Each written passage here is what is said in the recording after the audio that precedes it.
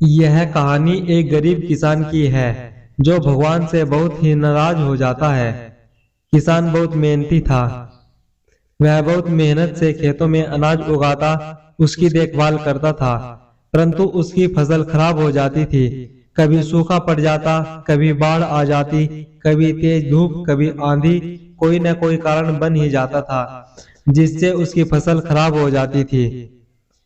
एक दिन उस किसान ने गुस्से में आसमान की ओर देखकर भगवान से कहा, हे ईश्वर, आपको लोग सर्वज्ञाता मानते हैं, आप सब कुछ जानते हैं, कहते हैं कि आपके इच्छा के बिना एक भी पत्ता नहीं हिलता, पर मुझे तो लगता है कि आप छोटी से छोटी बात भी नहीं जानते। आपको तो ये भी नहीं पता कि खेती बाड़ी कैसे करते हैं। अगर आप जानते होते तो हर समय जो बाढ़, आंधी और तूफान आते हैं वो कभी नहीं आते। आप नहीं जानते हम किसानों को कितना नुकसान उठाना पड़ता है। यदि आप मेरे हाथ में यह शक्ति दे दे कि जैसा मैं चाहूं वैसा मैं मौसम कर दूं, फिर आप देखना मैं अन्न के भंडार लगा दूंगा। भगवान इस किसान के तीखे वाक्य सुनकर मुस्कुरा रहे थे और वे किसान के सामने प्रकट होकर बोले, मैं आज से तुम्हें यह शक्ति देता हूँ कि तुम अपने खेतों पर तुम्हारी जैसी इच्छा हो तुम वैसा मौसम कर दोगे। मैं बिल्कुल भी दखल नहीं दूंगा, तुम्हारी इच्छा से सब कुछ होगा। किसान बहुत खुश हो गया।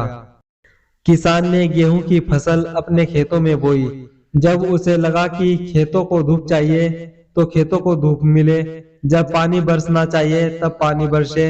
आंधी, तूफान, बाढ़ कुछ भी उसने अपने खेतों पर आने नहीं दिया। किसान के खेत में इस वर्ष ऐसी फसल हुई जैसे कभी नहीं हुई थी। हरी भरी लहलहाती फसल। मन ही मन वह बहुत खुश हो गया और सोचने लगा, अब सबूत के साथ दिखाऊंगा भगवान को कि इसे कहते हैं शक्ति का सही उपयोग। मेरी सफलता देखकर उन्हें अपने नियम जरूर बदलने पड़ेंगे। कुछ दिन गुजरे, फसल कटने को तैयार हो गई। किसान बहुत उत्सुकता के साथ फसल को काटने लगा, पर जैसे ही उसकी नजर गेहूं की बालियों पर गई तो उसने अपना सिर पीट लिया और वह रोने चिल्लाने लगा। गेहूं की एक भी बाली के अंदर गेहूं का दाना नहीं था। सारी बालियां अंदर से खाली थी। किसान बहुत दुखी हो गया। उसने भगवान को रोते हुए फिर पुकारा, हे प्रभु, तुमने ये मेरे साथ क्या किया? क्या तुमने मुझे कोई सजा दी?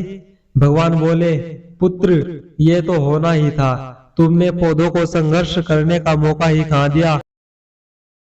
ना तो तुमने उन्हें आंधियों से जूझने दिया, ना तेज बारिश को सहने दिया और ना ही धूप में तपने दिया।